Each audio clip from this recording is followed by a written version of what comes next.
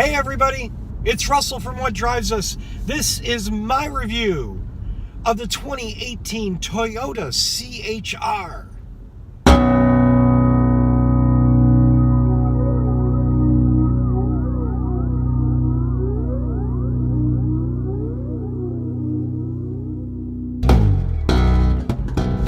I think the CHR is meant to be not only Toyota's smallest crossover SUV, but also Toyota's entry-level SUV. This vehicle's very attractively priced. I'm in the XLE version. Generally speaking, the top of the line, the premium version of that vehicle.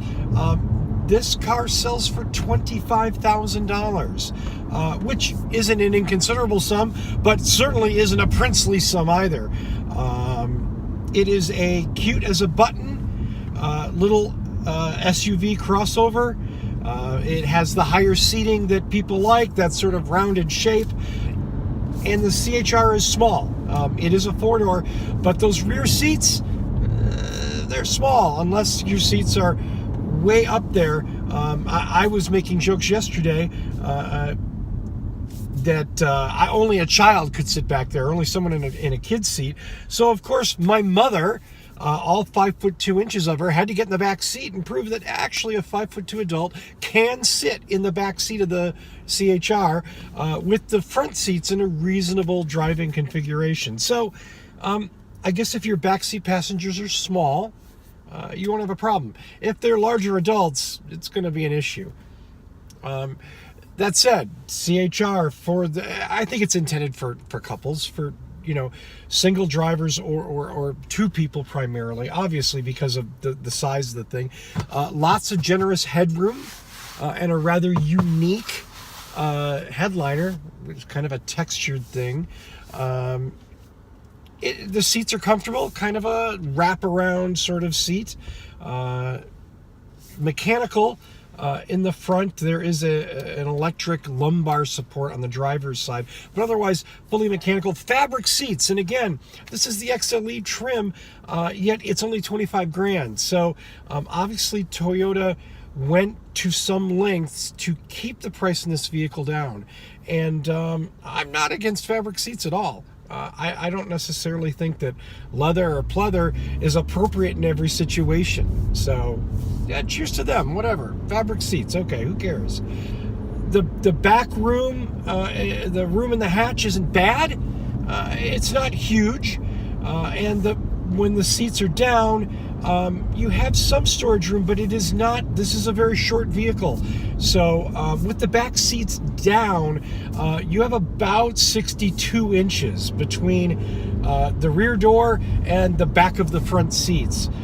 Not an exceptionally long vehicle, but again, I don't think you buy the smallest SUV someone makes because you're hauling big stuff. You buy it because you want an SUV and you want something small. And this thing it's a small, nimble, maneuverable vehicle. This would be a lot of fun in the city. And I say this would be a lot of fun in the city. I'm about to take it out on a little country road to see how it does in the windy thing. So first impressions of this vehicle. It's underpowered. At 140 horses, for a vehicle of this size and weight, it's not huge or heavy, but it feels like this motor revs a lot, and it feels this car doesn't jump off the line, especially in eco mode. If you're in normal or sport mode, it's a little better, but the differences aren't huge. So I don't really think the driving mode thing is the issue. I think that this just doesn't have a big engine in it. Probably because it's less expensive to put a smaller engine in, and probably because Toyota wanted to show a better MPG. Interestingly enough, speaking of MPG, there is a hybrid version of this vehicle, but it's only available in Japan. It is not available in the United States right now. I'm not sure why that is. Maybe that'll come in the future. Who knows? I would be interesting to drive the hybrid version of this vehicle, just see performance-wise if the electric motors didn't help augment the kind of struggling little hamsters that the gas motors are. So I just went up a little hill, kind of pulled off on an area too, and then kind of tried to jump back into the traffic fray. And the little hamsters were working hard. This car is underpowered, in my opinion, and it's not a fatal flaw. But if you want a vehicle that jumps when you step on the gas, the CHR may not be the jumper for you. This is just a small motor and a CVT, and it doesn't jump off the line. Okay, that's, you know what? Not every car is a race car. Not every person wants something that as soon as you touch the gas, jumps and goes, and that's okay. That's not a bad thing at all. And again, you know, it may be the shape of the car or the higher seating that appeals to people. To mention my mom again, she loved sitting up high. She likes that. It's easier for her to get in and out of the vehicle, and she enjoys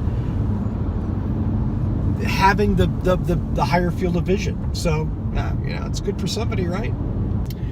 So here I am on Highway 78 between Escondido and Ramona, California. It's a windy road, as you'll see on the video, or as you have seen on the video, and there's a slight increase in altitude. It's a good road just to kind of see, check engine power, to check cornering, handling. You know, it's a great little performance test, and you know, even given what I said before about that I think the CHR is underpowered, the CHR did just fine. It did just fine. I think the difference is from a dead stop acceleration, the CHR is, it's a little doggy. But once the car's rolling, once the motor's spun up a little bit, it seems to manage things very, very well. So again, I want to minimize to an extent what I said about CHR is underpowered. I think under most circumstances, the CHR is going to be just fine. So let's talk about some random elements of the CHR. On the XLE, at least version, the display screen, the center display screen that would normally control lots of stuff, in this case, only appears to control the audio system, what Toyota calls display audio, which is an interesting thing because when you put the vehicle in reverse, there is a backup camera and there is a backup camera video display, and it's in the rearview mirror. It's right up there. You'll see it. That's what it looks like, which is odd to me for a couple of reasons. Number one, I didn't look for it there. Number two, you've got this larger video screen here, centrally located in the dash. Why would you put a video screen in the mirror? But the idea of looking in the mirror and looking at in the mirror and seeing the video display was confusing. I thought the small rear-facing camera display was very tiny and kind of hard to see. So steering in the CHR, you know, it's obviously a power steering vehicle, and it's not bad. It's a little soft, but it's not you know, what you would expect in a high-end sports car. Hey, guess what? This isn't a high-end sports car. Toyota has once again opted, like most every other company in the world, opted for traditional gauges augmented by a small center display that is full color. I personally think that's annoying. I don't like analog gauges in a vehicle, not when we have digital display technology that is customizable, that is large, that is easy to read. No, the gauges look nice. It's a pretty design, but I think it's less than an optimum use for that space. I'd rather see a customizable screen there that gave us the information that I want to see, that helps me drive, and that it's very, very clear. This vehicle has cruise control. It has the Toyota Safety Sense suites. It's a 2018 vehicle, so obviously it does. Seat heaters, not so much fun in California. Lots of fun other places. A basic HVAC system with driver-passenger separate controls. Nothing in the rear. So if there is someone in the back seat, they're only another 18 inches from the air conditioning. They'll be okay. Fields of vision in the front are good. As you would expect, the rear is somewhat constricted. You have a small kind of oval-shaped, flattened lozenge-shaped window in the back. It's fine. It's okay, but it's nothing spectacular. It's not as bad as other vehicles, and better than some vehicles. Not as good as perhaps some others. Millions of SUVs out there. This one, like most of those, this is not an off-road vehicle. This is a street vehicle. Sure, dirt roads or whatever, maybe, if the washboard isn't too bad, but it doesn't have the ground clearance for it. It's just not designed for it. And again, let's be realistic. Most people aren't taking this car or any SUV off-road.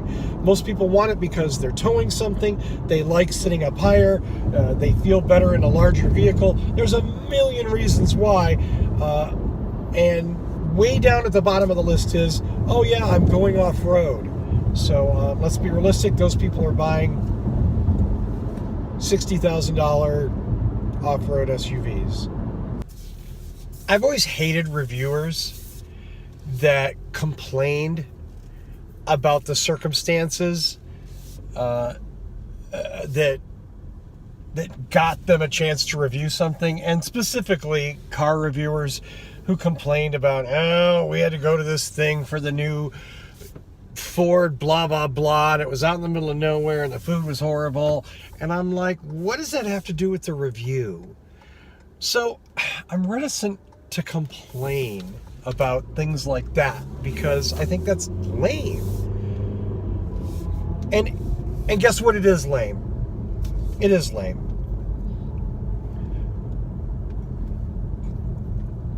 But I get these cars for a week. And in that week, I have to drive them, evaluate them, figure out what it is, and then put it on tape, either during that week or after the fact. And it's just sort of evolved that I really like, for some reason, I feel like it's more important to do them, to get the observations in the car while I'm driving, like right now, than not. So, but it's hard because sometimes your initial impression of a vehicle isn't accurate. It's a first impression, right? And we all know, like, that whole first impression thing. It's a double-edged sword. And sometimes people get the wrong impression the first time, So this morning when I was out driving around, I'm like, oh, this car's kind of underpowered. And now, later on in the day, it's 8 o'clock at night. I'm not feeling that as acutely as I was. So part of this is, for lack of a better way to put it, a mea culpa that said, you know what, I probably should have waited on that observation. And another part is just to say that if I did like an epilogue on all my reviews a month afterwards, I would just be interested to see what changes thinking about it and driving other cars since then, how that would affect my viewpoint. And forgive me, because this is kind of navel-gazing psychobabble, but for me it's important because these things are important, and I want to do a good job, and I want it to mean something to those of you who are kind enough to give up your time to watch or listen. So I want it to be meaningful. I want it to make sense. I want there to be good information in this. That believe it or not, that's important to me. The CHR is a pleasant little car to drive. It's, and forgive me if this is redundant, it's small, it's nimble, it's easy to get into places and out of places. It handles well. The acceleration is certainly acceptable. There's nothing wrong with this. Nothing at all. In fact, there's a lot right with it. A lot of the styling cues that I think are maybe new to Toyota's visual vocabulary are pretty cool. It's nice to see them breaking out of the vanilla box. That, and I say this intentionally, that they built their empire on. So do you understand why that's so important? The Camry, for instance, is still the number one selling sedan in the United States and has been for a decade and a half.